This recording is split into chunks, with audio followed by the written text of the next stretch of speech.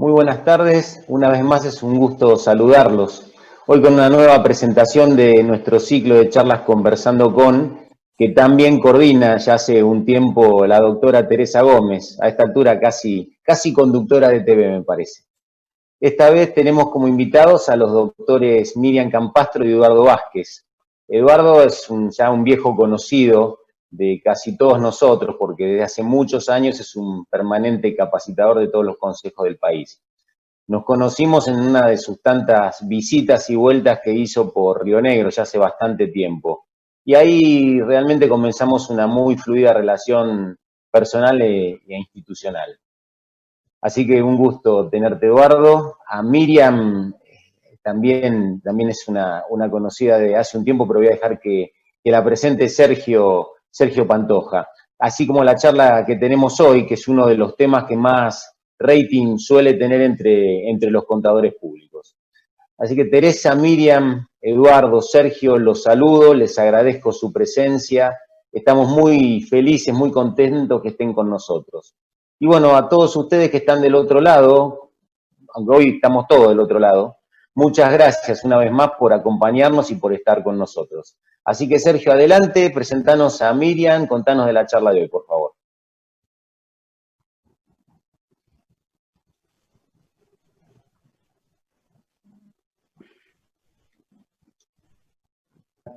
Buenas ¿Estás ahí, tardes, Sergio? Te perdí. Ahí está. Colegas del país, tal como lo dijo Silvio, para nosotros es muy importante el desarrollo de este tipo de actividades de capacitación, continuar con este ciclo de charla propuesto por Teresa, que en esta ocasión nos convoca para analizar liquidación de impuestos a las ganancias e impuestos a los bienes personales. Y en particular es muy grato para mí poder presentar a la doctora Miriam Campastro, contadora pública nacional, especialista en tributación, docente de la Universidad Nacional de Salta, permanente colaboradora de distintos consejos en la capacitación profesional y en lo particular, además de compartir nuestra especialidad, también compartimos el tiempo de trabajo cotidiano en el estudio que hace muchos años supo fundar su padre, el doctor Héctor Campastro. Así que muchas gracias, Miriam. Y dejo a Teresa para que pueda empezar con la charla. Hola, ¿qué tal? ¿Qué tal a todos? Bueno, a ver, ustedes saben que lo que a mí más me emociona de FAPSE es el sentido federal. FAPSE representa a 24 jurisdicciones y la intención de estas charlas fue siempre esa, que todas las jurisdicciones estén presentes. Miriam para mí representa no solamente un altísimo grado de amistad, sino años de conocerla, de conocer a su papi, una gran persona. Eduardo es en mi vida el aeropuerto de Neuquén. El aeropuerto de Neuquén con un vuelo que como corresponde salía a 9:30 de la noche, y terminó saliendo a las 2 menos 10 de la mañana. Por supuesto que no había mesas. Y de golpe veo un gentil caballero que me hace seña para que me siente con él. Gracias a Dios era Eduardo, con quien nos conocíamos de vista. Así que a ambos les agradezco muchísimo que tratemos un tema tan sencillo, tan sin inconvenientes, como es la liquidación anual de ganancias y bienes. Bueno, empiezo con Miriam. Vamos a tratar el impuesto a las ganancias, Miriam. Perfecto. Hola, Teresa. Yo creo que ya a esta altura de los acontecimientos tengo que preguntarte, ¿quiénes están obligados a presentar declaración jurada, personas humanas, ahora en el mes siguiente, en el mes de julio? Contanos un poquito. Bueno, hay varias normas que hay que tener en cuenta. Por un lado, el artículo 1 del decreto reglamentario, que dice que todos los que están alcanzados por la ley, salvo cuando únicamente obtengan ingresos en relación de dependencia o jubilaciones, y el empleador le haya retenido, o el pagador le haya retenido el impuesto a las ganancias como corresponde. Si no es esa situación, está obligado a presentar su declaración jurada de impuesto a las ganancias. Y también se encuentran eximidos quienes únicamente tributen en vía retención en la fuente con carácter de pago único y definitivo. Ahora, también hay que recordar que tenemos la resolución 4003, que es la del régimen de retención en relación de dependencia, que obliga a presentar declaraciones juradas informativas para aquellos que tengan ingresos brutos que superan el 1.500.000 pesos anuales. También tenemos el impuesto celular. Ese impuesto celular tiene otra declaración jurada independiente también que debe ser presentada. Y no tenemos que olvidarnos el artículo 5 de la resolución 975, que es la que reglamenta la presentación de impuesto a las ganancias, que a veces lo olvidamos, pero que dice que todo aquel que está inscrito en el impuesto a las ganancias tiene que presentar declaración jurada. De manera tal que si de pronto digo, bueno, este año no tengo ningún ingreso, zafo de presentar la declaración jurada, no. Por el solo hecho de estar inscrito, hay que presentar también la declaración jurada, ¿sí? Quiere decir que son varios, o en resumen, todo el mundo tiene que presentar su declaración jurada, en definitiva. Bueno, a ver, hay que tener claro algo, ¿no? Que la ley penal tributaria en el artículo 1 define el delito de evasión de dos formas, por comisión y por omisión. Hay varias jurisprudencias de la Cámara Penal Económico de la CABA, donde la omisión de presentación puede llevarlo a la AFIP a denunciar, es decir, que la presentación es fundamental. Te pregunto, finalmente, ¿qué fecha tenemos que presentar? Finalmente. Bien, yo te contestaría, dime qué declaración quieres presentar y te diré cuándo lo tendrás que hacer. ¿Por qué? Porque si se trata de la que yo llamo declaración general, o sea, para el que esté inscrito en impuesto a las ganancias, la presentación va de entre los días 24, 27 y 28, según terminación de quit de julio, y el pago el día siguiente. Quiere decir que si la quit es 0, 1, 2 y 3, vence el día 24 de julio, pero el pago el 27. Si la quit es 4, 5 y 6, vence la presentación el 27 y el pago el 28. Y si la quit es 7, 8 y 9, la presentación es el día 28 y el pago el 29. Pero si se hay que presentar el impuesto cedular, la declaración jurada vence un día después, es decir, quit 0, 1, 2 y 3 el 27, el 28 y el 29, pero el pago no es al día siguiente, sino el mismo día del vencimiento, ¿sí? Entonces, para las cedulares, vencimiento y pago 27, 28 y 29. Ahora, si está obligado a presentar la declaración jurada de la Resolución General 4003, es decir, la informativa, todas vencen el día 31 de julio. ¿Qué es lo que hay que tener en cuenta? Que esa declaración de los beneficiarios de renta en relación de dependencia o jubilados que están obligados a presentar porque tienen ingresos iguales o superiores a 1.500.000 pesos, solamente es informativa en la medida que no haya ni impuesto a pagar ni saldo a favor, o sea que sea cero. Si no es así, se transforma en determinativa y por lo tanto el plazo para la presentación es el primero que habíamos visto, el general. ¿Sí? Entonces, bueno, hay que tener un poquito cuidado en cuanto a ese tema. De todos modos, sabemos que la multa por omisión en la presentación, o sea, la multa formal son 200 pesos, que puede ser reducida a 100 pesos. Bueno, aclaro dos temas. A ver, primero que todo lo que vos estás mencionándonos, al igual que lo que nos va a mencionar Edu, vamos a colgar de la página de FAPSE los correspondientes PowerPoint para que el colega se sienta más cómodo y tenga todo esto a disposición. Segundo, lo que tenemos que aclarar es, bueno, a ver, colegas, a partir del 20 de julio estén preparados, porque es 20 de julio se larga y continuamos hasta el 31 de julio. Te hago una pregunta, ¿qué pasa claramente con aquellos que están en relación de dependencia y su declaración jurada simplificada. La resolución 4003 permite presentar una declaración simplificada. ¿Cuál es la ventaja de esa simplificada? Que no presenta composición patrimonial, ¿sí? Sino nada más que las rentas.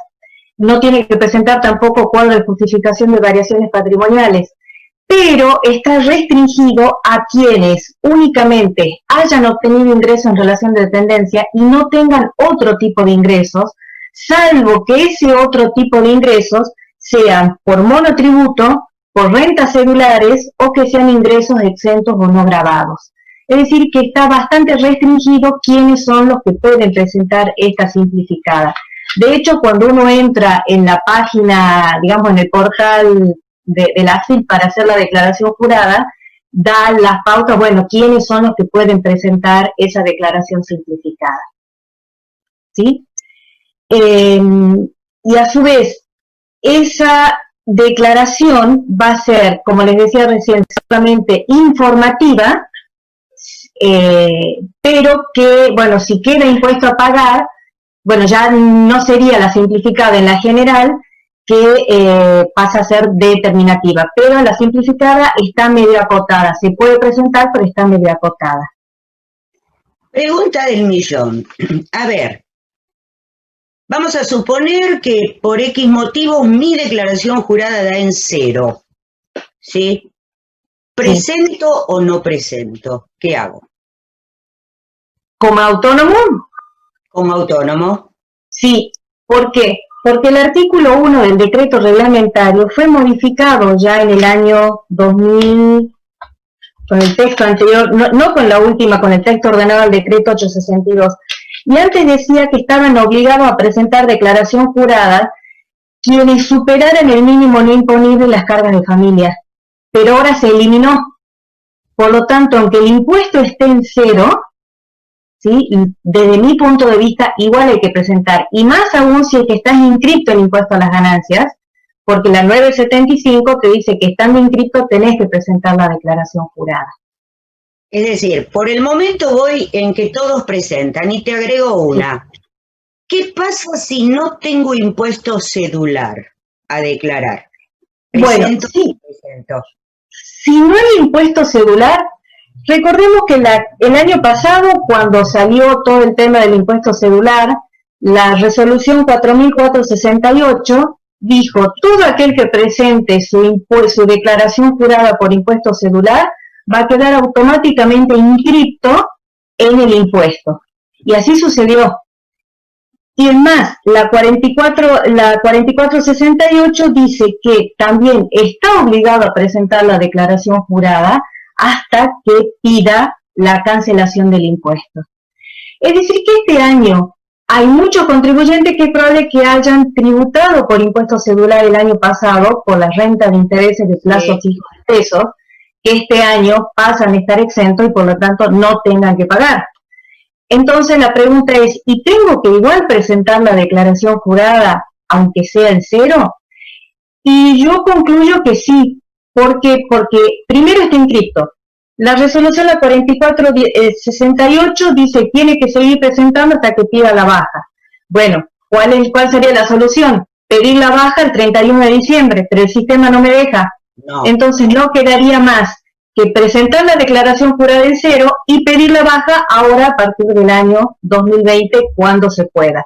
No olvidarse de hacerlo porque si no en enero o en febrero del año que viene vamos a estar en la misma y lo mismo va a haber que presentar la declaración jurada al no haber podido presentar pedido la baja, ¿sí? O sea que sí, hay que presentarlo. Esto que acabas de decir me parece sumamente importante porque ha habido discusiones, preguntas, consultas. Entonces, mi declaración jurada de este año cedular me da 0. No me di de baja. Presento. Hay que presentarla y después pedir la baja. ¿Por qué? Porque la AFIP ya dio de alta y ¿qué es lo que va a disparar después? Un requerimiento de presentación de declaración jurada cedular.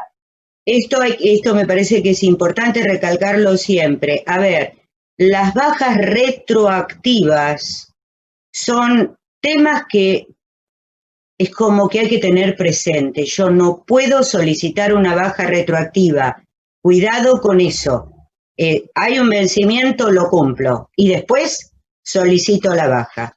Y decime, el impuesto cedular que honestamente dio muy pocos resultados a los fines de la recaudación, ¿no tenés para darme un régimen simplificado respecto de la presentación de la declaración? Sí, existe una manera simplificada prevista en la misma 4.468 que es solamente generar un BEP sin presentar declaración jurada, pero no es general porque hay que cumplir ciertos requisitos. En primer lugar, que la renta, esa renta cedular tiene que ser inferior a 200.000 pesos anuales y en la medida que no esté inscrito en el impuesto cedular. Ahora, lo que decimos, bueno, pero si yo en el 2018 pagué por el régimen simplificado y la norma decía que automáticamente me va a inscribir, no, dice, la norma también prevé, si usted ingresa por el régimen simplificado, no le vamos a dar de alta automáticamente en el impuesto cedular.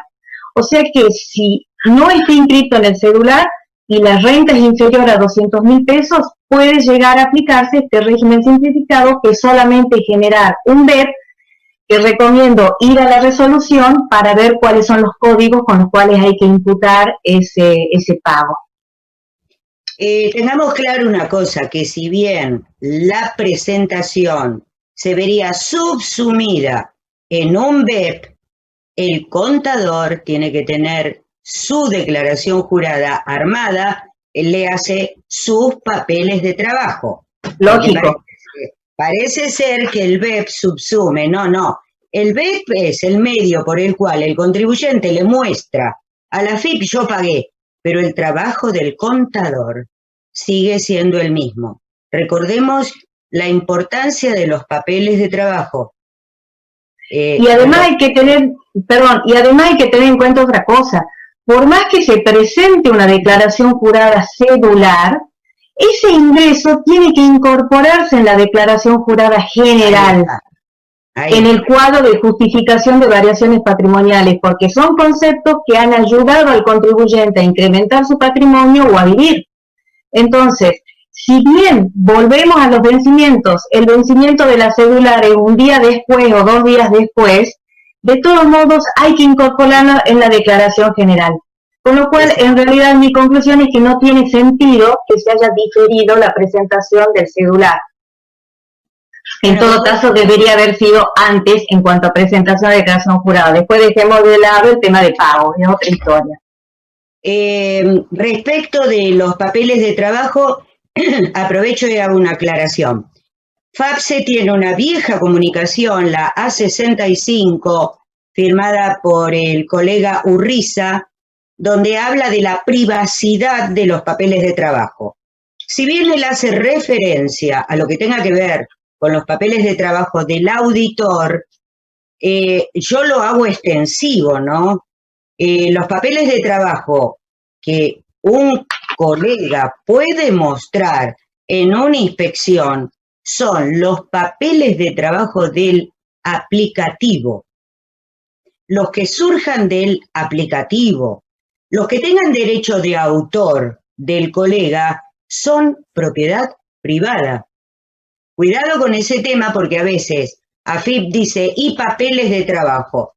Para mí papeles de trabajo son los que me salen del propio aplicativo. Lo que tenga derechos de autor, elaboración, son papeles privados del contador. Esto es un lindo tema para pelearnos en reuniones siguientes, ¿no? Porque no hay un consenso entre los organismos de recaudación y lo que pensamos los matriculados. Decime, aparte de presentarme la declaración jurada, ¿tenés algún plan de pagos para ofrecerme? Porque estamos deprimidos. Complicado. El único plan de pagos vigente es el de la 4057. La 4057, que era la antigua, si no me equivoco, 983, que establece un mini plan con un anticipo y un pago en cuotas. a un máximo de 3 cuotas. Pero para poder acceder a ese mini plan, es decir, la cantidad de cuotas y el pago a cuenta va a estar supeditado a la categoría CIPER del contribuyente. ¿Sí? De manera tal que, por ejemplo, el que esté en categoría A va a tener un pago a cuenta del 25% y el saldo pagado en 3 cuotas. Y el que está en una categoría C y D del CIPER, o sea que no tienen muy buena calificación, va a tener que hacer un pago a cuenta del 50% y una sola cuota. Y esa cuota tiene una tasa que varía todos los meses, que se fija en función de la tasa nominal anual, bueno, al día 20, todavía creo que no está publicada en AFIP cuál sería la de julio, pero para el mes de junio ha sido fijada en el 2,15% mensual. Sí, pero tiene también limitaciones, ¿por qué? Porque se puede acceder a este mini plan desde el primer día del vencimiento de la declaración jurada, que sería el 1 de julio, pero hasta el 31, hasta el último día del mes siguiente al del vencimiento de la declaración jurada. Quiere decir que hasta el 31 de agosto. Si por algún motivo no pude terminar la declaración jurada y la presento el 3 de septiembre y quiero hacer el plan de pago el 3 de septiembre, ya no tengo plan de pago.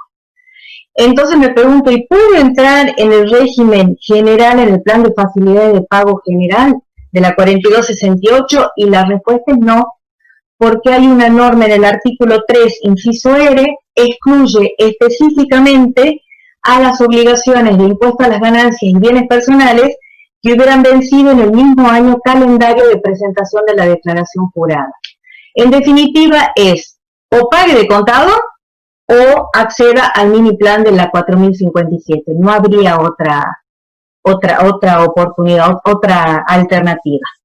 A ver, a mí me parece que, pensando en voz alta, ¿no?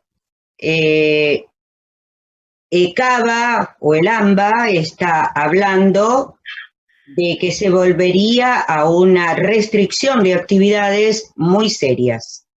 Es decir, lo que se dice acá, volver a la fase anterior. Yo soy una defensora del CIPER, considero que el organismo tiene todo el derecho de calificar la conducta de cada contribuyente acorde a su cumplimiento. Me parece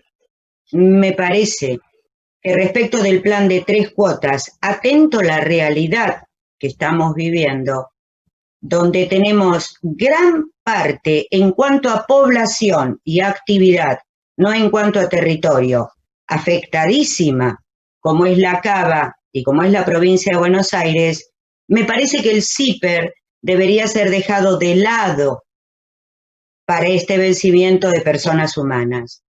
Creo que sería prudente que todos tuviéramos las 3 cuotas, con independencia del CIPER.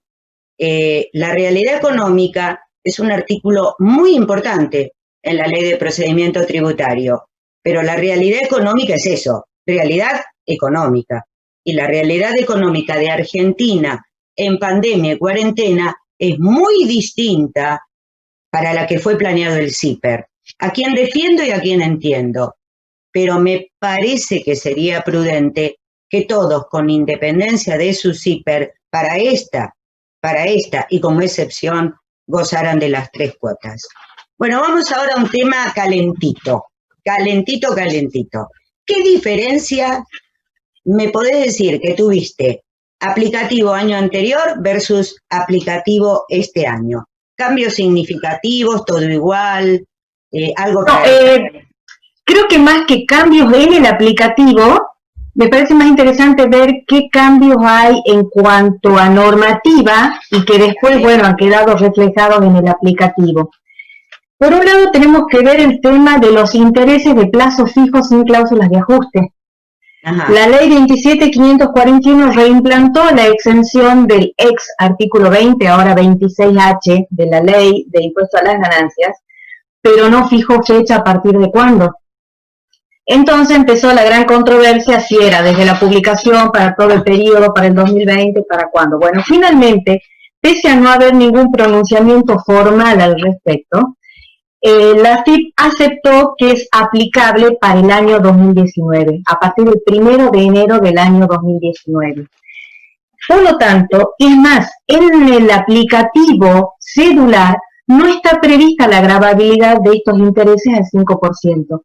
Por lo tanto, en definitiva, si bien no hay una norma que lo avale o un instrumento que diga específicamente, bueno, los usos y costumbres, o mejor dicho, la aplicación práctica hace también que esté exento. Lo que sí hay que tener en cuenta, lo que hacemos hasta el año 2017, que esos intereses de plazo fijo, sin cláusula de ajuste, en pesos, ¿no? Sin cláusula de ajuste, están exentos, deben tenerse en cuenta en el cuadro de justificación de variaciones patrimoniales, como un ingreso exento. Y no nos tenemos que olvidar de esa norma que está en uno de los últimos párrafos del 26, que dice que hay que hacer una compensación entre intereses activos, que serían estos, intereses activos exentos, y los intereses pasivos que uno pretenda deducir en el impuesto a las ganancias. De manera tal que si los activos son mayores que los pasivos, van a estar exentas la diferencia, y si los pasivos son mayores que los activos, va a ser deducible esa diferencia también. Esta exención obviamente no es aplicable para los intereses en moneda extranjera o en pesos ajustables, los cuales siguen estando gravados por la renta cedular. Para el año 2019. En el 2020 se derogó el cedular y pasa al general, pero eso va a ser problema del año que viene, nos centremos en el 2019. ¿Sí? También se reimplantan ciertas exenciones vinculadas con intereses y resultados de compra-venta, de obligaciones negociables con oferta pública, de títulos públicos, tanto en pesos como en dólares, que cotizan en bolsas o mercados autorizados por la Comisión Nacional de Valores. También se reimplanta la exención de los rendimientos y resultados por compraventa de cuotas parte de fondos comunes de inversión abiertos que coticen en bolsas o mercados autorizados por la Comisión Nacional de Valores, y también de rendimientos y resultados por compraventa de valores representativos de fideicomisos financieros que también coticen en bolsas o Comisión Nacional de Valores. Que tal vez no es, posiblemente lo que más tengamos sea el tema de fondos comunes de inversión. Sí, por supuesto. Otro aspecto que se nos presenta este año y que hace, yo creo que aproximadamente casi 30 años o 28 años no aplicábamos, es el ajuste por inflación impositivo. Todo un tema, todo un tema con esto. Todo un tema. Yo llegué a la conclusión que todo aquel que tiene menos de 45 años ni siquiera lo vio en la universidad. ¿Sí? Es nuestro caso. Obviamente. A nosotros nos contaron. Que existía un ajuste por inflación. ¿Qué hay que tener en cuenta? Que todos aquellos sujetos de tercera categoría tienen que determinar el ajuste por inflación impositivo, de acuerdo a lo previsto en los 105 a 108 de la Ley de Impuesto a las Ganancias, que hay un ajuste estático y un ajuste dinámico, donde en las empresas unipersonales lo más complicado es cómo determinar la parte de retiros para ese ajuste dinámico. Pero bueno, eso sería aspecto de un curso de 5 horas por aparte, no en esta charla. Pero, ¿qué es lo que hay que tener en cuenta? Que una vez determinado ese monto de ajuste por inflación, únicamente va a ser imputable a este ejercicio 2019 una sexta parte. Los sextos restantes se van a imputar de los ejercicios a partir del ejercicio 2020 en un sexto, pero a valores históricos. Que puede ser, si el ajuste por inflación es positivo, es beneficioso para el contribuyente. Si es negativo, obviamente es perjudicial en la medida que sigue existiendo inflación. Pero otro aspecto práctico que hay que tener en cuenta, y sobre todo porque no se viene haciendo nunca, es que este resultado que uno está imputando, ya sea como positivo o negativo dentro de ese resultado impositivo de tercera categoría, no implicó ningún ingreso ni egreso de fondos. Y entonces hay que reflejar la incidencia de ese ajuste por inflación en el cuadro de justificación de variaciones patrimoniales. Porque recordemos, con el cuadro de justificación de variaciones patrimoniales, lo que estamos tratando de hacer es transformar la declaración jurada del contribuyente en movimiento de fondos del contribuyente, es decir, ver cómo hizo para vivir el contribuyente. Y si estoy declarando como ganancia, supongamos un ajuste por inflación positivo, eso no significa que le entró plata, con eso no puede decir que vivió. De la misma manera, si es negativo, si no hago algo, en realidad hice un gasto y cómo hago para justificar ese gasto. Entonces, hay que tener en cuenta la incidencia del ajuste por inflación impositivo dentro del cuadro de justificación de variaciones patrimoniales. Que dicho sea de paso, dentro del cuadro de justificación de variaciones patrimoniales no hay ningún ítem específico donde poner el ajuste por inflación impositivo. Habría que ver dentro del cuadro, dentro ya sea como no justificación o como justificación dentro de otros, incluirlo allí. También hay que tener en cuenta que en agosto del año pasado, el decreto 561 del año 2019 autorizó a incrementar la ganancia no imponible y la deducción especial en un 20% para quienes obtuvieran ingresos en relación de dependencia o, digamos, del 82 A, B o C de la ley de impuesto a las ganancias, que son rentas en relación de dependencias, cargos públicos, jubilaciones y similares. Después de la ley 27.541, ratificó la vigencia de ese decreto para el periodo 2019. Quiere decir entonces que también vamos a tener, dime qué calidad, si sos autónomo o estás en relación de dependencia, y te diré cuál es la deducción o la ganancia no imponible, la deducción especial que puedes computar. Es decir, que vamos a tener distintos montos de ganancia no imponible, según se trate de autónomos, según se traten de beneficiarios del 82 A, B o C de la ley de impuesto a las ganancias, y sabemos que quienes sean empleados jubilados de la Patagonia tienen también un régimen particular. De manera tal que mientras un autónomo computa como ganancia no imponible un monto de 85.800 pesos, quien está en relación de dependencia va a computar 103.018, por ejemplo. ¿Sí? Y en el material que se adjunta en la plataforma hay un cuadrito donde están cuáles serían los montos que se tomaría en cada situación. Debemos recordar que si bien no es nuevo, que en el caso de jubilados y bajo ciertas circunstancias pueden reemplazar la ganancia no imponible y la deducción especial por un equivalente a 6 veces la suma de los haberes mínimos garantizados según la ley 24.241, ¿sí? Pero ¿cuáles son los requisitos? Que no perciban ningún otro tipo de ingresos, ni ser sujetos pasivos de bienes personales, salvo que tributen por un inmueble, casa, habitación. O sea que está medio restringido. Y vinculado con esto, un tip práctico al momento de cargar el aplicativo. Porque, bueno, no sé si a ustedes les pasa, pero uno arma los papeles de trabajo de determinada manera y después cuando va a cargar el aplicativo se da cuenta que hay que hacerlo de otra manera, entonces hay que cambiar los papeles de trabajo.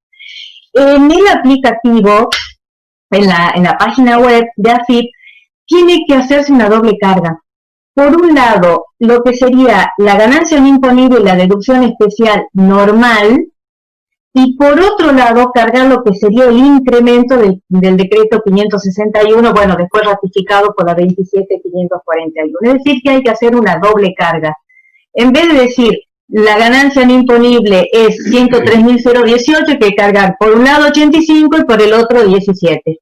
¿Sí? Entonces, bueno, a veces es algo que sirve al momento de la carga. Y cuando uno va cargando los datos de cuarta categoría, ahí va pidiendo, es jubilado, es de la Patagonia, o sea, porque ya va tomando, hay que ir marcando clics para que después habilite el cómputo de las deducciones personales correspondientes. Perfecto. ¿Qué pasó con automóviles? Contame. Nada, los automóviles seguimos exactamente igual desde hace, creo que son más de 20 años, con el monto máximo deducible de 7.200 pesos y la amortización hasta 20.000, ¿sí? Para nada que más. use el automóvil, 7.200 pesos equivale a, en mi caso, en mi caso, 2 tanques y medio. Yo, mensual, ¿no?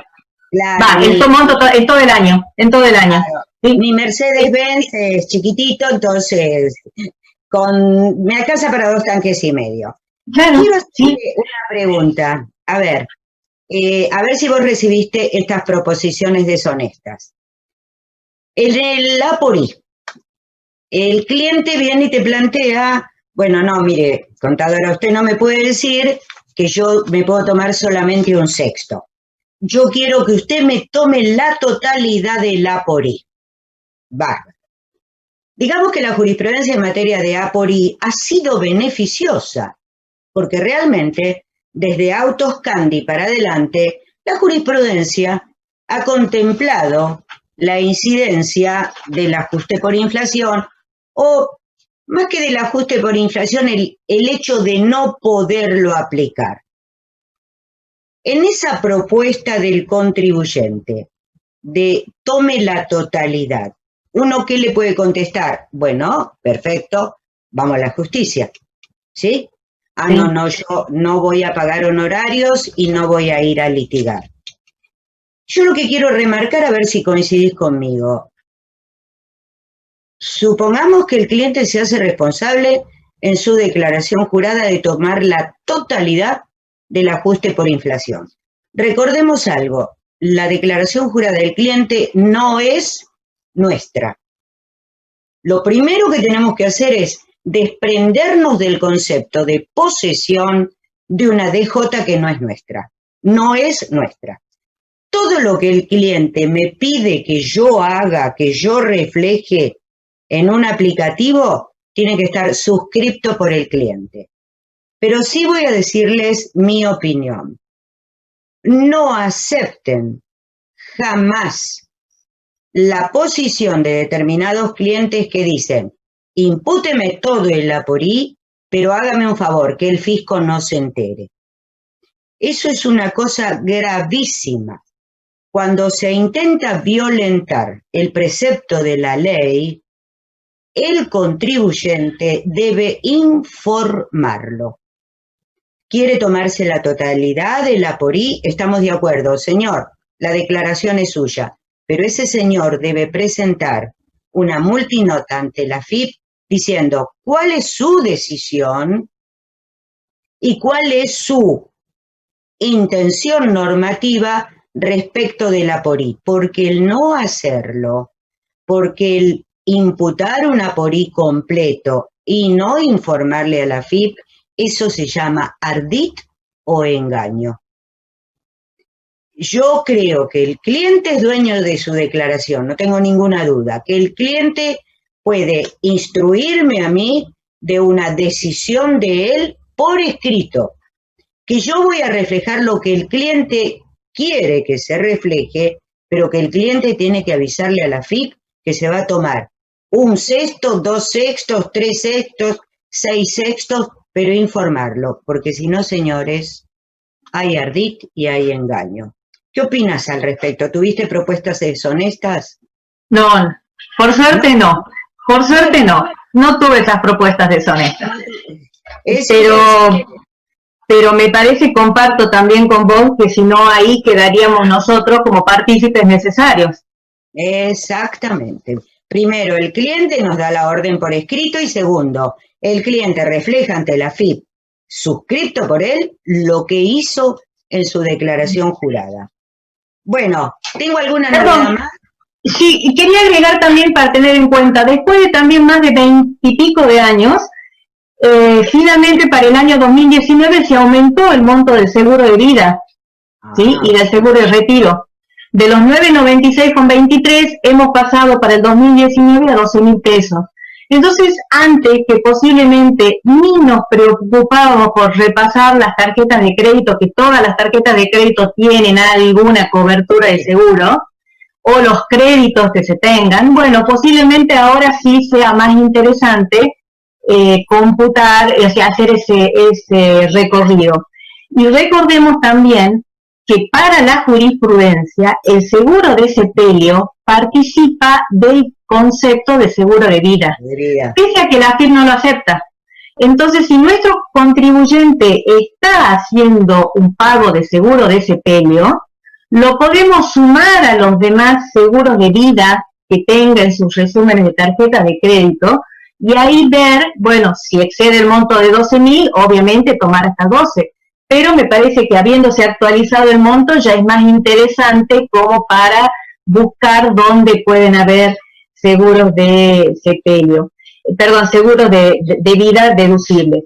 Y también para el periodo 2019 y siguientes, por la ley 27480 se modificó, se incorporó un artículo 27 en la ley de impuesto a las ganancias que estableció una exención especial para las remuneraciones recibidas por guardias obligatorias de prestadores de la salud pública que presten servicio en zonas sanitarias desfavorables. ¿Sí? Habría que analizar si es que, algún contribuyente está dentro de esa situación. Por último, Miriam, ya para terminar y pasar a bienes personales, decime novedades, diferencias en el aplicativo, tips para destacar que hayas detectado. Bien, en primer lugar, un clásico, armarse de paciencia, ¿sí? Igual que hemos tenido desde que estamos trabajando con la página web. La misma crítica que hemos hecho en años anteriores, que en algún momento nos dijeron que se iba a unificar y ser todo un mismo aplicativo, no es así. Por un lado hay que cargar ganancias, por otro lado bienes personales. Si bien trae la información del periodo anterior, de todos modos, si hay bienes nuevos hay que cargarlo en bienes personales y en impuesto a las ganancias. Hay datos que para mí no tienen sentido que se tengan que cargar dos veces. Por ejemplo, en el caso de banco, pide el número de cuenta y el número de CBU, más el número de PAS, el dato del CUIF del banco. Si se carga el número de CBU y tienen acceso a las normas del Banco Central y lo valida, ¿para qué también el número de cuenta? Algo bueno en relación a lo que el año pasado no se podía hacer. Se pueden eliminar los bienes que ya no estaban al año anterior. ¿Sí? O sea que todos aquellos bienes que eran cero al inicio, este año se pueden eliminar. Por supuesto que no se vuelva a tener ninguna de la especie en este año. Algo muy importante. Hay una ventana donde uno carga las deducciones generales, con la apertura tal como lo establece el ex 81, ahora creo que es 86, de la ley, o sea, lo que sean las donaciones, los intereses, las cuotas médico-asistenciales, jubilación, obra social, etcétera. ¿Qué es lo lógico? Que ese monto que uno cargó de deducciones después sea trasladado automáticamente a la ventana de terminación del impuesto. Bueno, eso no sucede. No, lógico. Cuando uno entra en la página de terminación del impuesto, la pantalla, el rubro deducciones aparece en blanco, hay una llamadita al lado que dice cuál es el monto que uno ha cargado dentro del rubro correspondiente y hay que volverlo a cargar de nuevo. ¿Sí? ¿Por qué? No lo sé, porque se supone que si uno ya lo cargó dentro digamos que ya hizo todas sus validaciones, el aplicativo, ¿por qué no lo traslada automáticamente? Pero es un tema que hay que tener en cuenta. En tercera categoría también hay una perlita que ayer cargué una declaración jurada para aprobar. Hay que cargar por un lado cuánto es el ajuste por inflación estático y cuánto es el del dinámico. ¿Para qué? Tampoco sé por qué, porque en definitiva el ajuste por inflación es uno solo. Pero por defecto el sistema, al menos hasta hoy, no sé si es que después lo modificarán, considera que el ajuste por inflación dinámico siempre es negativo y entonces lo resta. De manera tal que si el ajuste por inflación dinámico es positivo, hay que ponerlo con signo menos para que lo sume. ¿Cómo? Sí, así como. A ver, uno toma el ajuste por inflación estático y dinámico. Supongamos que el estático sea 10, que el dinámico sea 20, ambos positivos. El total del ajuste por inflación es 30. Pero si yo pongo 10 y 20, el ajuste por inflación va a quedar menos 10, porque lo resta al dinámico. Entonces, tengo que poner 10 menos 20 para que el total del ajuste por inflación sea positivo de 30. Es decir, lo que vemos es que se verifica la ley de Murphy. ¿Para qué lo vas a hacer sencillo si lo podés hacer complicado? Obviamente. Ah. Obviamente, ¿sí? Sí es positivo que se habilitó, previa a la presentación de la declaración jurada, la posibilidad de previsualizar el formulario de impuesto a las ganancias, que antes no había, ¿sí? Y que antes por lo menos nos pasaba, cruzábamos los dedos y revisábamos 20 veces y no sabíamos si lo que estábamos mandando era lo mismo que habíamos cargado, ¿sí? Bueno, ahora se habilitó la previsualización del formulario. Hay que tener en cuenta también que si bien los dividendos son una renta cedular, hay que cargarlos no en los aplicativos cedulares, sino en la declaración jurada general. ¿Sí? También hay que tener en cuenta eso. Y si bien es un tema de impuesto sobre los bienes personales, sobre lo que posiblemente después hable Eduardo, un tema chiquitito, cuando hay que actualizar el ajuste, el valor fiscal de los inmuebles, nosotros tenderíamos a tomar el coeficiente que actualiza diciembre del 2017 con diciembre del 2019, que es 2.2713. Bueno, el aplicativo de la AFIP lo que hace es tomar 2.271, sin el último 3. Es un tema de redondeo nada más, pero bueno, que nos modifica a veces los papeles de trabajo. También se habilitó en la mayoría de las pantallas la posibilidad de imprimir papeles de trabajo parciales para poder ir controlando los datos que se cargaron. Lo que sí hay que reconocer que son papeles de trabajo muy poco amigables, ¿sí? Son bastante complicados, sobre todo cuando empieza con toda la definición de los bienes inmuebles, tenemos que ver a ver dónde está el monto, y la verdad que son bastante complicados. Y lo que había mencionado ya en el cuadro de justificación de variaciones patrimoniales, no omitir la incidencia del ajuste por inflación, la incidencia de las diferencias de cambio no grabadas, ya sean por uso o por venta de moneda extranjera, que a veces decimos, bueno, no lo tomo, pero sí, lo tenemos que considerar, y más en este año que han habido tantas variaciones en la moneda extranjera. Y también hay que tener en cuenta que a partir del año 2018, los bienes afectados a la actividad que se hayan adquirido y se vendan son actualizables en la medida de su costo. Es decir, el costo, si se vende un bien que se adquirió a partir del 1 de enero del 2018, un bien de uso afectado a la actividad de cuarta categoría, por ejemplo, para su venta hay que determinar el valor residual actualizado. Esa actualización también tiene que incidir en el cuadro de justificación de variaciones patrimoniales. ¿Sí? ¿Por qué? Porque si no lo hacemos, nos va a afectar en el consumo, nos va a faltar consumo. ¿Sí? Entonces, bueno, me parece que son algunas cositas que hay que ir teniendo en cuenta. Perfecto. Sergio, Silvio, ¿preguntas para Miriam? Preguntas no, me quedaron ahí un par de temas que charlaron que es para remarcarlo, ¿no? Cuando vos en un momento en la charla estaban hablando de desprenderse del concepto de posesión de declaración jurada. Vos sabés que a mí me obsesiona el tema de la responsabilidad profesional. Y bueno, creo que este no es un tema menor. Y el hecho de lo que planteaste de la multinota, la posibilidad de que si lo quieren tomar, lo tomen, pero que lo informen para evitar el ardid, es un tema que los matriculados tienen que tenerlo en cuenta, ¿sí? Como para cubrirse de todo lo que está dando vuelta. Así que me parece muy interesante eso que plantearon. Y después, en cuanto a la unificación de las presentaciones de ganancias y bienes personales, es una promesa que se habló y que quedó para el año que viene. Así que espero que se cumpla el año que viene esa promesa que nos hicieron a principio de este año. Así que hasta ahí era lo que tenía tomado. No sé si Sergio Gracias, tenés algo. Silvio. Sí, bueno, compartir lo que vos estás planteando en relación con la responsabilidad, que es un tema que venimos trabajando y que Teresa colaboró mucho con esto y que pudimos de alguna manera actualizar mediante la resolución de Junta del Memorándum de Responsabilidad Profesional.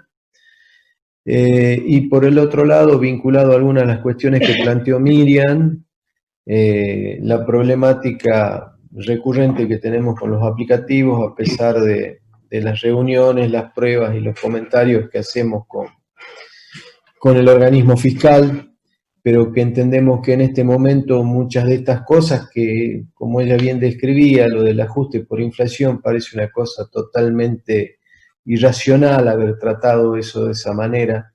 Lamentablemente, por el momento en que estamos, me parece que por más planteo que hagamos no nos van a modificar, porque de alguna manera el aplicativo, con esa trampa que hay que hacer, permite la liquidación. Luego hay un tema que planteabas en relación con la forma de pago del saldo de la declaración jurada, y este es un tema que lo conversamos informalmente ya con el organismo, porque se recordará que la 4057, en lo que hace impuesto a las ganancias para personas jurídicas, mediante una resolución que salió allá por el mes de mayo, que ahora no recuerdo el número, eliminó la condición del CIPER para que pudieran tener el anticipo y las 3 cuotas. Sí. Así que, bueno, vamos a reiterar esto en el sentido de que es necesario que para las personas humanas y sucesiones indivisas se adopte el mismo criterio, porque ya es un criterio adoptado por la administración, con una situación mucho más agravada, como bien lo has descrito vos, Teresa, donde, bueno, las medidas de aislamientos y demás nos están llevando a una realidad económica que nada tiene que ver con aquella en la cual se definió este índice de riesgo para categorizar a los contribuyentes. El otro comentario con relación a la renta financiera, como le llamamos, desde Federación el 8 de mayo pasado hicimos un pedido de aclaraciones de distintos conceptos a FIP, entre los cuales incluíamos la vigencia del artículo 33, que como bien se comentaba no estaba definida por la ley 27.541, y que a pesar de que por medio de una publicación en el ABC se dice que los intereses de depósitos a plazo fijo en pesos sin cláusulas de ajuste están exentos por todo el año 2019, pedíamos en aquel momento una norma, pedíamos algo que sea más que una respuesta del ABC, y lo reiteramos en el temario de espacio de diálogo para el día 25, para tener otro soporte que pueda tener un mayor sustento que la mera publicación de la consulta en el ABC. Y la última aclaración que quiero hacer es agradecerle a ustedes dos que me hacen conocer esto del ajuste por inflación, que es un tema que, como bien dijo Miriam, yo no había visto en la universidad. Bueno, claro, vos nunca estudiaste la RT6. No, yo empecé con las de 2 dígitos. Sí, claro, todas de 2 dígitos. Perfecto. Bueno, nos vamos al otro controvertido, como es bienes personales. A ver, Edu, yo creo que lo primero que tengo que preguntarte es, ¿me podés decir a qué alícuota está grabado el impuesto a los bienes personales? Pues ya me perdí. Sinceramente me perdí. También hay un interesante Power que se va a colgar de Eduardo, que tiene como particularidad ser muy lindos Powers, ¿sí? Deberías ser solidario con todos tus colegas y darnos o una clase o hacerte cargo de. ¿Cuánto es mi alícuota de bienes personales? Por favor. Muchas gracias, Teresa. En el Power soy autodidacta y bueno, y uno trata de estar en la procesión y tocando la campana. Esa es la realidad de todos los contadores hoy día. Estamos, anoche estaba puntualmente cargando un City Compras, City Ventas, porque tuve un problema con un archivo, no logré importarlo.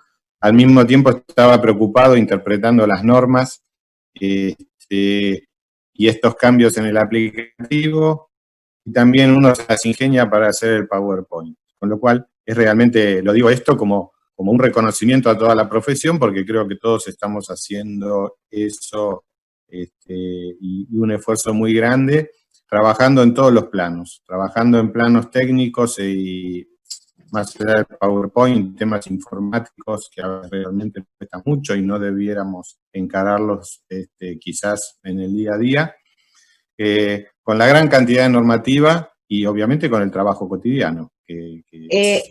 Vos sabés que hay gente que se molesta conmigo y hay gente que suscribe mi frase, pero yo considero que los contadores somos, mal que le pese a todos los organismos de recaudación, el pulmón de la recaudación.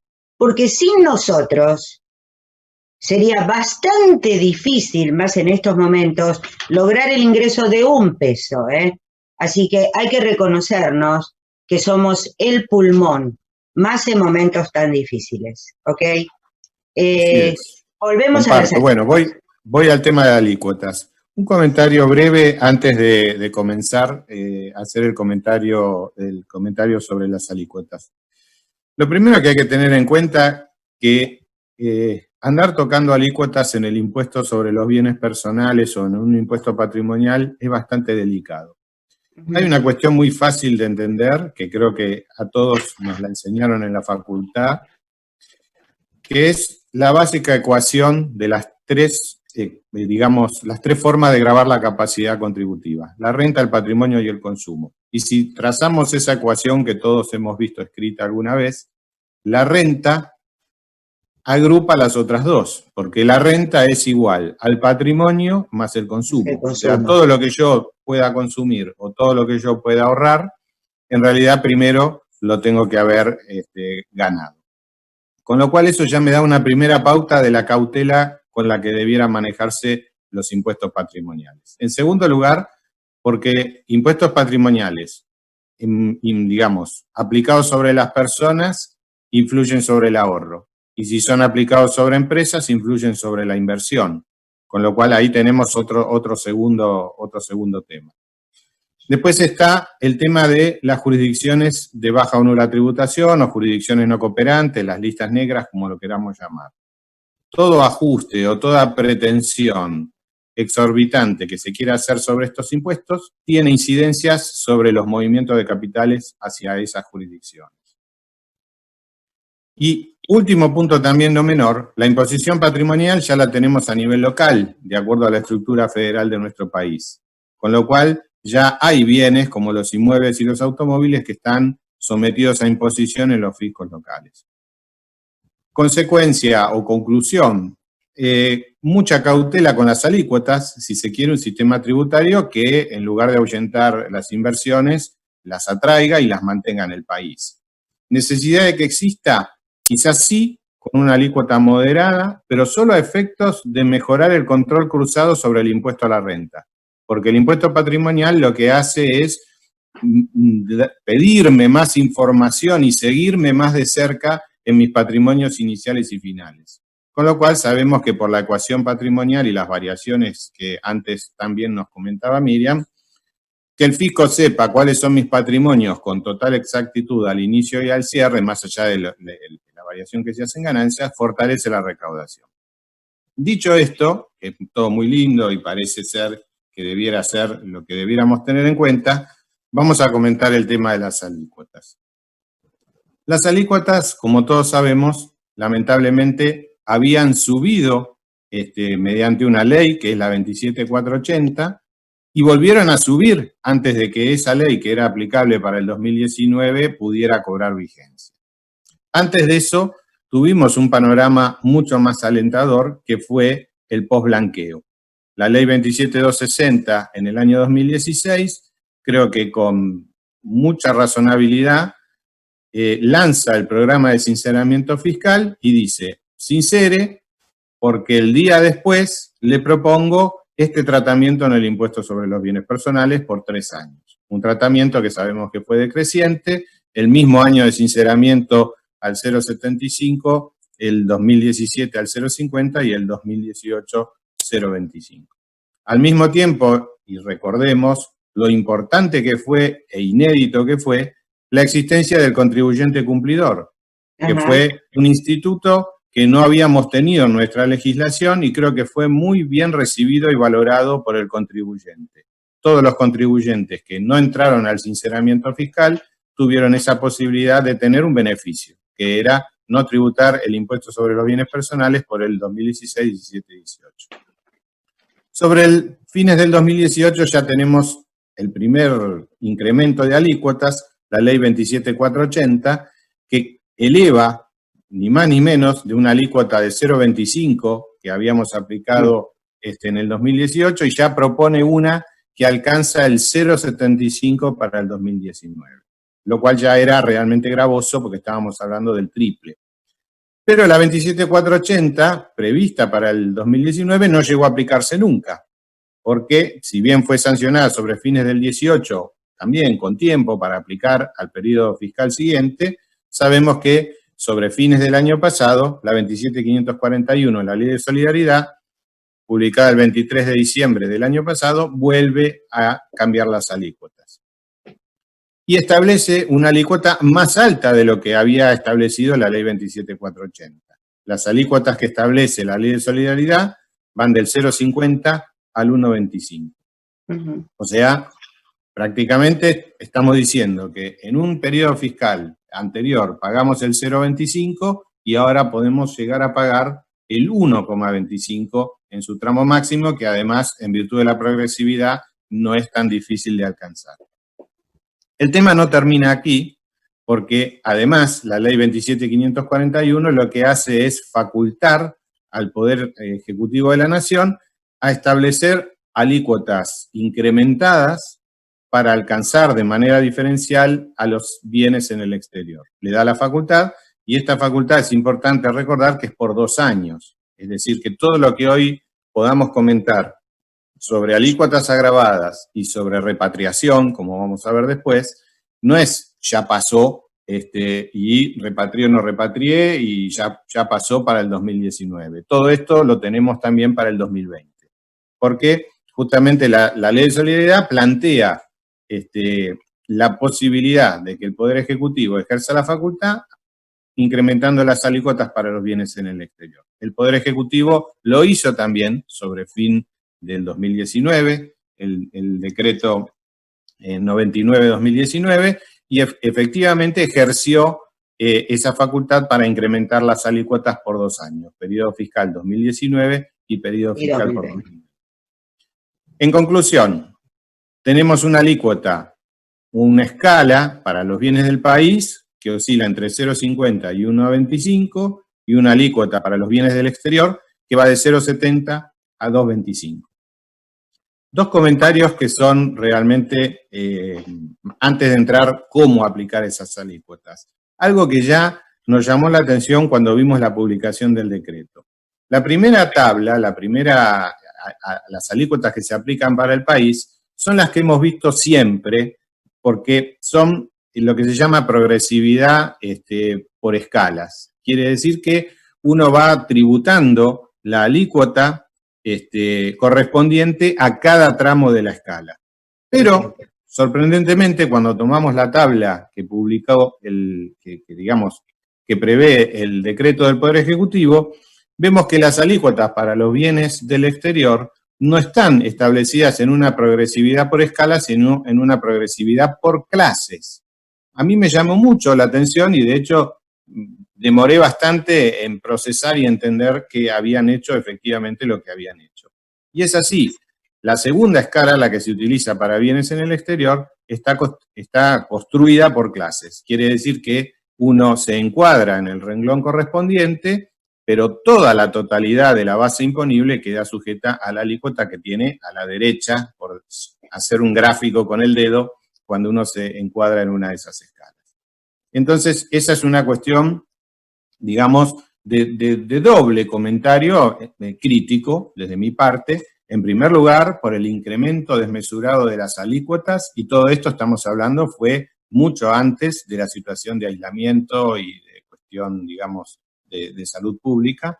Y por otro lado, la diferenciación en cuanto a que son dos escalas, una construida con progresividad por escalas y la otra bajo el sistema de progresividad por clases.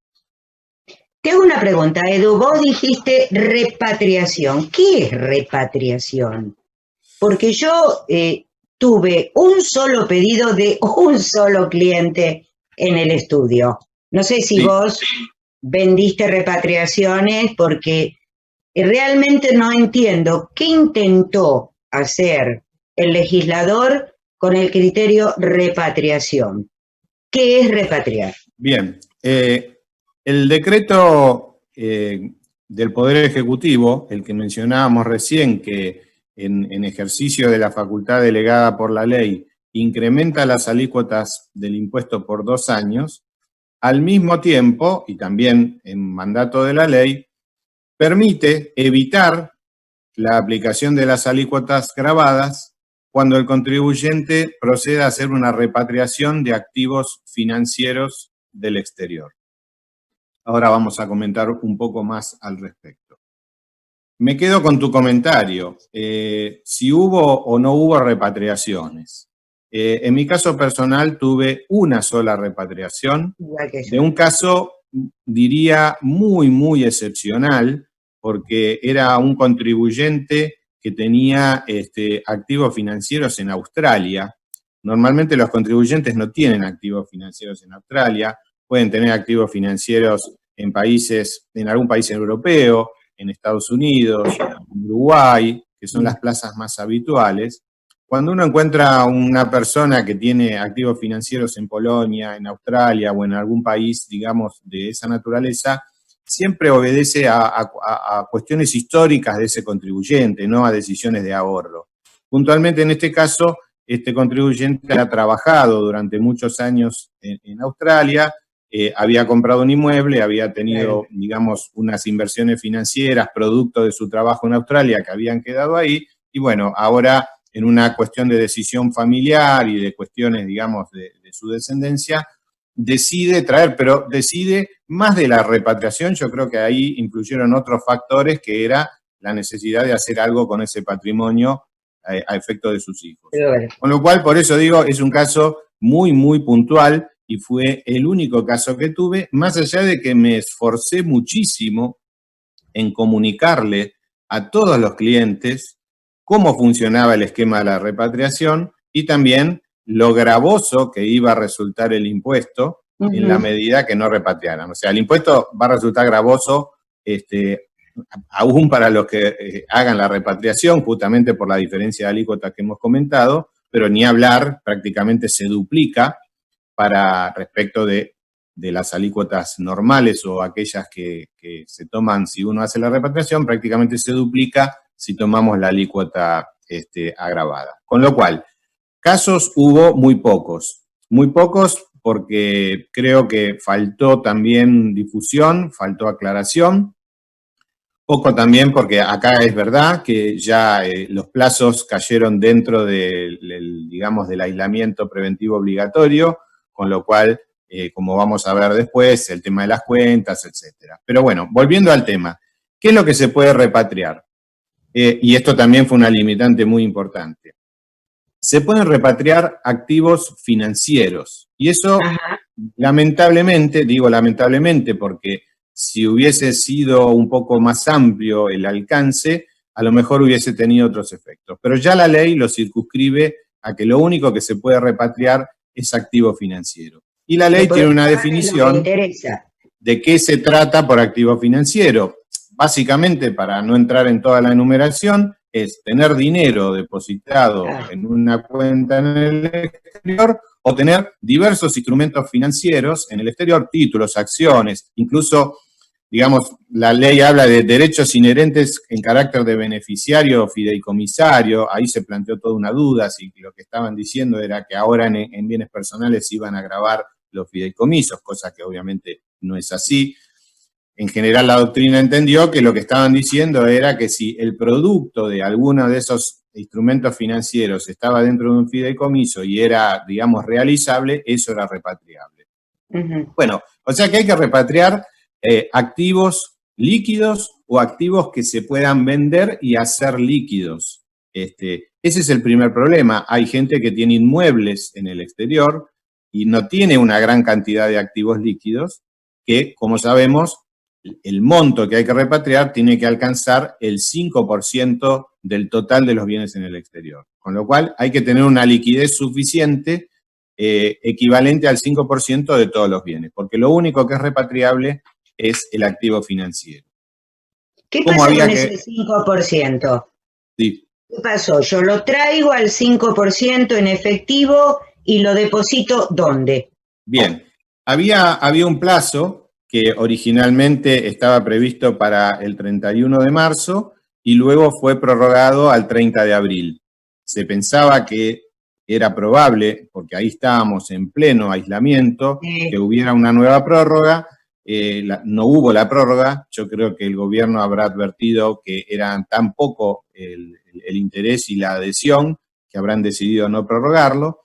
Pero entonces, en este caso, con la prórroga, hasta el 30 de abril, habría que haber efectuado la repatriación, es decir, haber transferido al país dinero depositado en el exterior o haber enajenado activos financieros y traer digamos, la realización o el producido de esos activos financieros al país. Todos esos activos financieros tenían que estar al 31 de diciembre del 2019. No podían ser activos financieros que hubieran aparecido por el desenvolvimiento de los negocios con posterioridad. Y eso también fue otra limitación, porque si el contribuyente hubiese tenido un movimiento financiero o hubiese podido disponer o hubiese podido transformar un activo fijo en un activo financiero en los primeros meses del 2020 y ese activo financiero hubiese podido ser repatriado, eso también hubiese favorecido la posibilidad. Pero no, el activo financiero tenía que estar al 31 de diciembre. La repatriación es traer ese dinero, dejarlo en una cuenta que el Banco Central emitió 3 circulares. La primera, estableciendo la necesidad de que viene a una cuenta especial que se abre a tal efecto. Luego tuvo que aclarar una serie de cuestiones que, digamos, eran fundamentales. Los casos originados en el blanqueo de todos aquellos contribuyentes que habían, en virtud de lo que permitía el blanqueo en el 2016, habían blanqueado cuentas que estaban a nombre de sociedades en el exterior a título personal. Recuerdan que eso se podía hacer en el artículo 38 de la 27260, con lo cual, bueno, tenemos una segunda circular que recepta esa situación, porque obviamente la primera circular circunscribe a que la plata sale de una cuenta a nombre de Eduardo Vázquez y llega a una cuenta de repatriación especial a nombre de Eduardo Vázquez, lo que obviamente en la mayor cantidad de los casos de blanqueo no iba a poder ser así. Entonces, el Banco Central, digamos, corrige esta situación admitiendo la posibilidad de que el dinero pueda venir de otra cuenta. Si es una persona jurídica, quien recibe los fondos en el país tiene que ser digamos, un socio de esa persona jurídica, y si es otra persona jurídica, en la medida que sea aquella sociedad que ese contribuyente exteriorizó a través del blanqueo, también está admitida, digamos, esa especie de identidad entre el origen de los fondos y la cuenta que recibe el blanqueo. Hay un tema realmente muy llamativo que creo que también contribuyó a la falta de éxito que tuvo la repatriación. Yo hasta el día o hasta los días previos que vencía en su primera, digamos, antes de la prórroga 31 de marzo e incluso después, con el segundo vencimiento 30 de abril, estuve esperando la resolución general de AFIP. Porque un instituto tan delicado y tan pormenorizado como es la repatriación, solo tiene el artículo de la ley 27.541 que faculta al Poder Ejecutivo a incrementar las alícuotas para bienes en el exterior, sí, y tiene dos intervenciones en el decreto reglamentario, 99 y 116, si no recuerdo mal, pero nunca tuvimos una resolución general de la Administración Federal de Ingresos Públicos, que es la que normalmente, digamos, tiene los pormenores.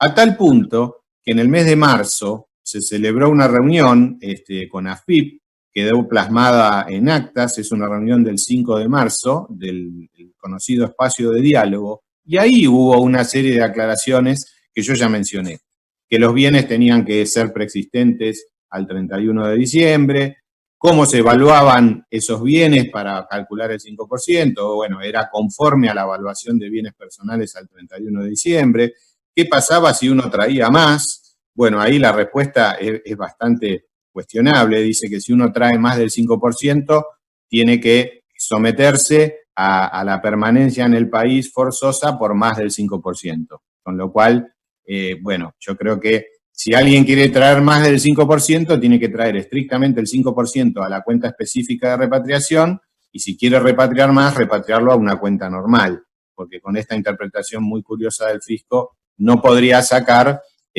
lo que trajo, más allá de que esté por encima del 5%. Con lo cual me parece... un tema. Discúlpame. Sí. Te hago la siguiente pregunta. Ya hubo un ingreso de fondos producto de la repatriación respecto de un impuesto que está venciendo, cuyo pago está venciendo julio. Hubo otro pago. ¿Qué es el pago a cuenta? Sí. Bueno, lo que hizo la Administración Federal de Ingresos Públicos es establecer un pago a cuenta sobre, digamos, los bienes para aquellos contribuyentes que tengan bienes en el exterior. O sea, ¿cuál fue la lógica? Las alícuotas aumentaron para todos los contribuyentes. Aumentaron más aún para aquellos que tenían bienes en el exterior. ¿Tenían cuándo? En la última foto que tiene el fisco al día de hoy, que es 31/12/2018. Entonces, el organismo fiscal entendió que era oportuno crear un pago a cuenta adicional porque la base de cálculo de los anticipos había sido tomada de una fotografía que era del 31/12/2018. Y con la variación de las alícuotas era conveniente que los contribuyentes anticiparan una suma adicional a cuenta del periodo fiscal 2019. Bueno, y eso es lo que estableció a través de una resolución que es la 4673. Esa resolución establece un pago a cuenta adicional. ¿Cómo lo calcula el fisco? Tomó los bienes en el exterior al 31/12/2018 y le aplicó una tablita que está en la propia resolución 4673. Es una tabla que va del 0,10 al 0,5% de los bienes en el exterior al 31/12/2018. Eso incluso más de un contribuyente pregunta cómo habían hecho el cálculo. Bueno, se hace así, pero si uno entra por cuentas tributarias en el estado de cumplimiento, que estamos acostumbrados a utilizar, consulta periodo fiscal 2019-00, 2019-00, ahí van a aparecer todos los anticipos de bienes personales, impagos o impagos, y ahí aparece el pago a cuenta. En esa misma línea sirve para generar el BEP, y esa línea sobre la derecha tiene un botoncito que dice PDF. Bueno, si uno entra ahí, accede a la forma en que el fisco llegó al cálculo de ese pago a cuenta adicional. Digo esto porque en más de una ocasión a mí me sirvió para poder dar respuesta al contribuyente. Primero, para que sepa que fue calculado automáticamente por parte del fisco y que en principio no media acá un error del contador, porque realmente cuando el contribuyente vio el monto del pago a cuenta, lo primero que piensa es, acá tiene que haber un error, que no lo hay. Entonces, esa forma de demostrarlo sirve para que el contribuyente sepa que lo calculó y lo cargó directamente el fisco, y además sí, para que uno lo pueda controlar. ¿Cuándo venció el pago a cuenta? Perdón. ¿Cuándo venció el pago a cuenta? El pago a cuenta venció, en principio, como la repatriación vencía el 31 de marzo, y hay un juego en que quien, digamos, hacía la repatriación quedaba eximido del pago a cuenta, el pago a cuenta vencía después, vencía los primeros días de abril. O sea, daban tiempo a aquel que quisiera repatriar hasta el 31 de marzo, y bueno, aquel que no lo había hecho, los primeros días del mes de abril, el 4 de abril, si no recuerdo mal, el 4 de abril exactamente, vencía el pago a cuenta. Luego, si como la repatriación... Perdón, y si alguien tuvo problemas producto de la pandemia, de la cuarentena, del aislamiento, y no pagó el pago a cuenta. Bueno, yo diría que hay muchísima gente. En los casos que yo he advertido, son la mayoría. A pesar de que el pago a cuenta luego se corrió, porque como se corrió la fecha de repatriación de fines de marzo a fines de abril, el pago a cuenta terminó venciendo los primeros días de mayo. Pero la gente los primeros días de mayo estaba también en total aislamiento, estaba sin poder trabajar, con lo cual la pregunta que yo recibía era cuál era la consecuencia de no pagar ese pago a cuenta, dada las otras prioridades de tipo, digamos, personal o profesional o comercial en algunos casos, u otro tipo de compromisos a afrontar que tienen los contribuyentes.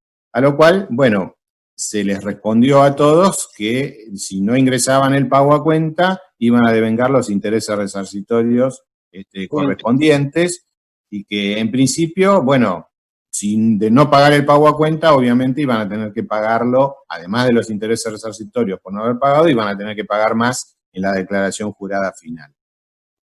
Había una forma de eximirse del pago a cuenta, una ya la comentamos, que era quien repatriaba los bienes, ese 5% de los activos financieros en el exterior al 31 de diciembre, no estaba obligado a ingresar el pago a cuenta, y había una opción dentro de cuentas tributarias, había una opción, oportunamente estuvo vigente hasta el 6 de mayo, para marcar que yo había repatriado y por lo tanto no iba a ingresar el pago a cuenta, y había otra forma de no pagar el pago a cuenta, de eximirse, que es aquel que, como me estaban tomando una foto del 31/12 del 2018, aquel que diga, yo al 31 de diciembre del 2009, ejercicio al cual voy a aplicar este pago a cuenta, ya no tengo bienes en el exterior.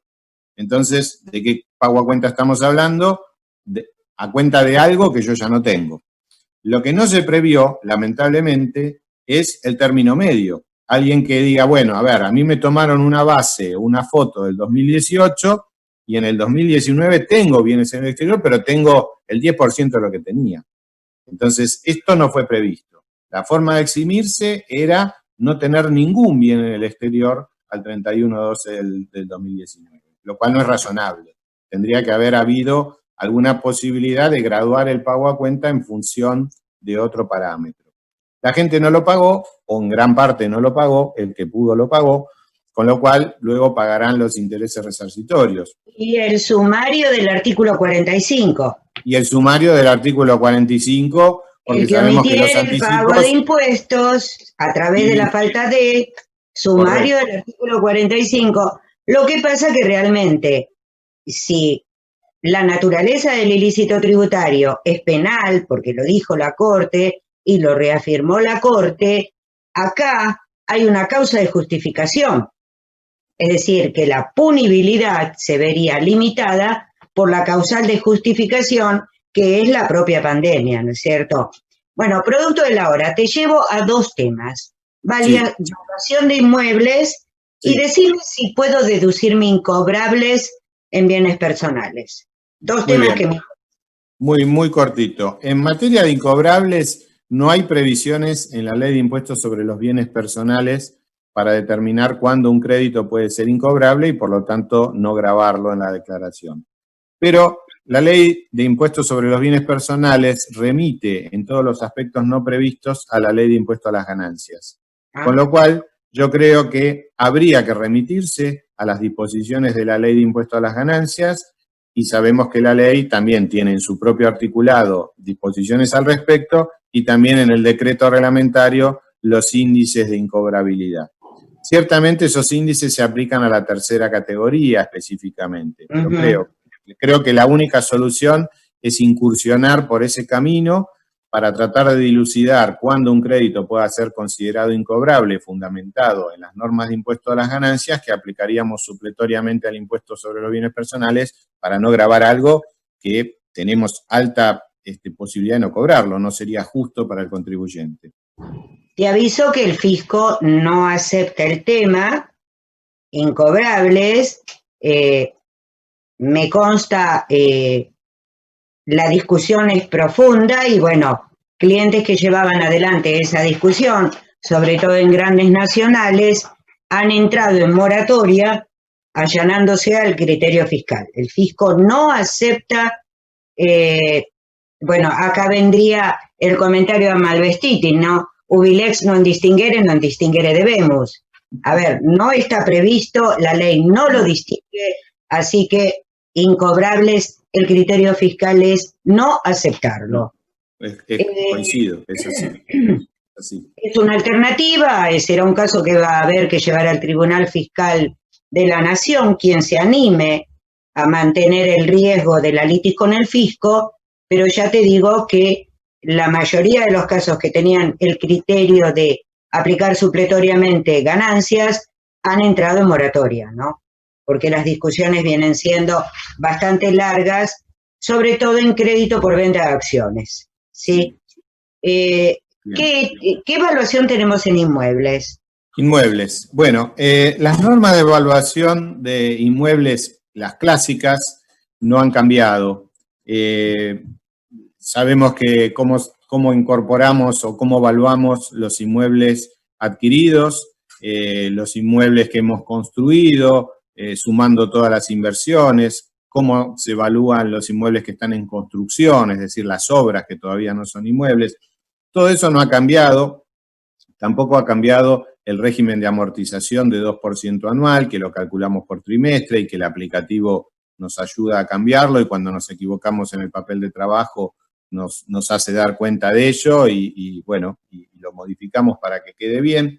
Lo que sí ha cambiado, que antes claramente Miriam lo comentaba, o nos lo recordaba, es que la ley 27480 sobre fines del 2018 estableció un cambio en el parámetro de comparación que históricamente siempre hicimos con la evaluación de los inmuebles. O sea, nosotros tomamos el valor histórico del inmueble, le aplicamos el coeficiente de amortización sobre la proporción del edificio de la mejora y con eso llegamos a un valor, digamos, amortizado, ajustado en la medida que sea anterior al 92, cuando estaban vigentes los índices. Y ese valor, históricamente, lo comparábamos con la evaluación fiscal del impuesto inmobiliario del mismo año que estábamos liquidando.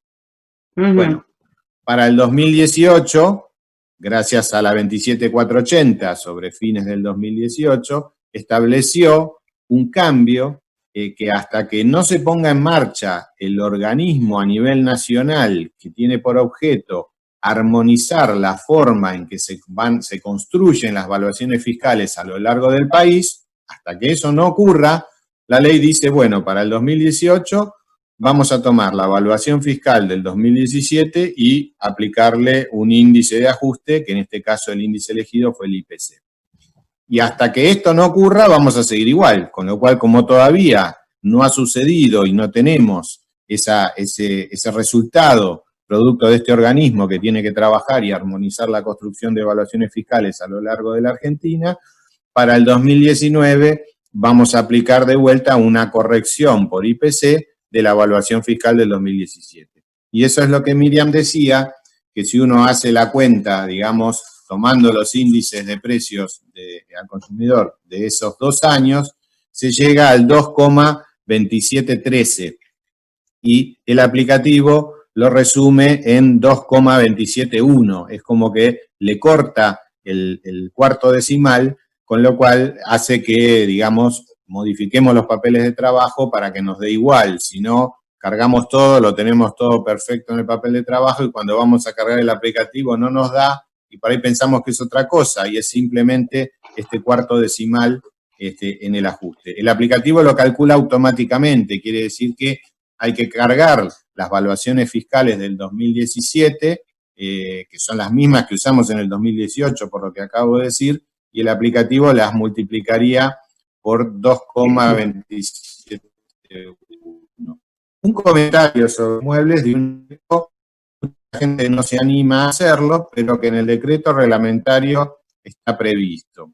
El decreto reglamentario de la Ley del Impuesto sobre los Bienes Personales, en el artículo 17, dice que si producto de haber valuado el inmueble conforme a la ley, es decir, costo actualizado, amortizado, valor fiscal el mayor, llegamos a un valor superior a mercado, el contribuyente tiene la facultad de evaluar ese inmueble a mercado.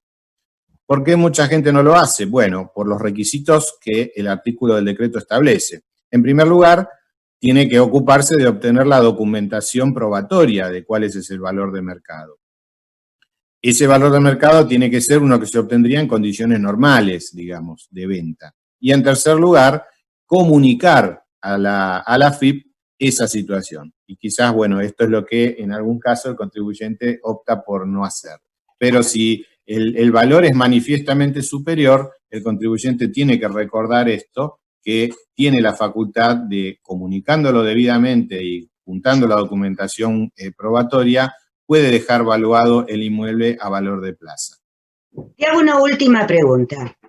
Después que Miriam me dio el importe del impuesto a las ganancias que tengo que pagar, y vos me diste el importe del impuesto a los bienes personales que tengo que pagar, voy a hacerte una propuesta indecente.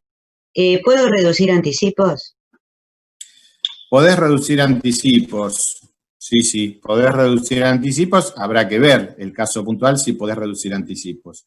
Esto es importante y yo creo que va a ser importante a partir de la declaración que se presenta en el 2019, porque el impuesto va a dar tan alto, realmente va a dar tan alto, e insisto, no solo por la alícuota agravada del exterior, sino por la escala normal que se aplica para bienes del país, que más de un contribuyente quizás comience a hacer algún tipo de distribución a nivel familiar, por ejemplo, más allá de optar en mudarse de algún activo gravado a un activo exento, lo que no es fácil, dada la situación económica del país, porque estamos hablando de mudarse a plazo fijo o a títulos públicos, pero sí llevar adelante, digamos, una reestructuración familiar, y eso da, sin ninguna duda, una necesidad de reducción de anticipos, porque puede haber un patrimonio que se vea, digamos, fraccionado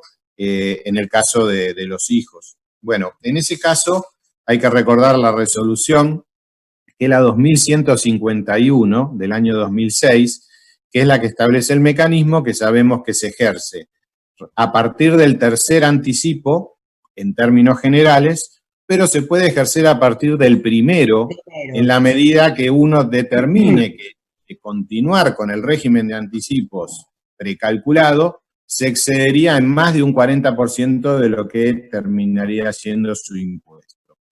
Una cuestión curiosa para mí, que normalmente uno trabaja permanentemente con las normas y vive permanentemente con las normas, y con esto uno se da cuenta que tenemos arena en las manos y siempre algo se cae. Tenemos tantas normas que es como querer juntar la arena con las manos. Estás poético, Eduardo. Realmente estás poético. Lo confieso públicamente. O sea, yo en mi cabeza sabía, que esto lo tenía claro, que para ejercer una reducción había que hacerla antes del anticipo. O sea, supongamos que lo hacemos a partir del tercero inclusive. Bueno, yo sabía que antes de que venciera el tercero tenía que interponer la reducción de anticipos. Y eso me tenía aplicación a partir del tercero, porque lo hice antes en el cuarto y en el quinto. Pero yo pensaba que los anticipos 1 y 2, en este caso, el fisco me los iba a reclamar al valor previo antes de que yo ejerciera la reducción. Y leyendo detalladamente la norma dice otra cosa. Dice que esos anticipos van a ser ingresados con el importe de la reducción que yo he solicitado, más allá de que la he solicitado a partir del tercero. En lo que el fisco no claudica es en reclamarme los intereses resarcitorios de la diferencia entre lo que era el anticipo original y lo que es el anticipo que quedó reducido a efectos de el ejercicio de la opción que yo hice. Y digo que es arena entre las manos porque yo creo que esto lo había leído una enorme cantidad de veces y siempre uno encuentra alguna cosa más de la lectura o del comentario de un colega, que es fundamental hoy en día, y bueno, es como que uno no termina de sorprenderse y de aprender en virtud de la cantidad de normas y la complejidad de cada una de ellas. Yo lo que digo es que hay dos cosas que son sagradas. Una que le preocupa a Sergio Pantoja, que son los honorarios del agente fiscal. Eso es sagrado, Sergio. Vos sabés que tenés que pagarlo siempre. Y otra cosa son los resarcitorios. Bueno, Silvio, Sergio, ¿alguna pregunta para Edu? No, pregunta no, en realidad fue una charla muy linda, tanto la de Miriam como la de Eduardo y la coordinación tuya. Creo que hay varias cosas para repasarlas, ¿sí? Me parece que va a ser muy enriquecedora a la matrícula, incluso para aquel que no liquide ganancias puede ver la parte poética de Eduardo de la Arena y todo eso, así que siempre algo le saca, sí, algo le saca. O sea, si no es impuesto, es poesía. Sí.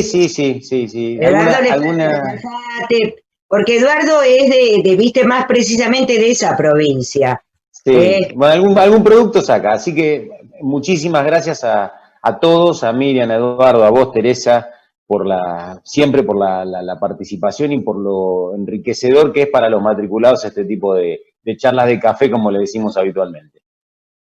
Sergio. Sí, nada más que agradecer la predisposición y la participación y el apoyo constante.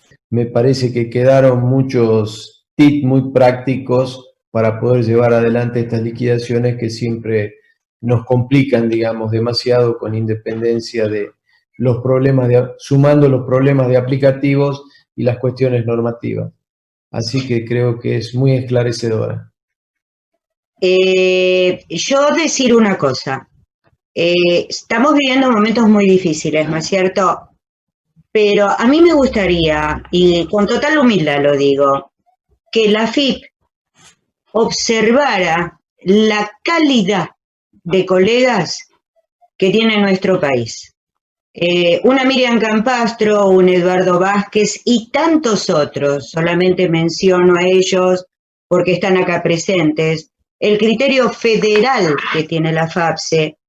Y en vez de esos espacios de diálogo tan almidonados, por llamarlos de alguna manera, citara como colegas que somos, porque no olvidarse que los que están en AFIP son tan colegas como nosotros, citara a estos profesionales, los convocara para hacer lo mismo que hicimos acá, una charla de café.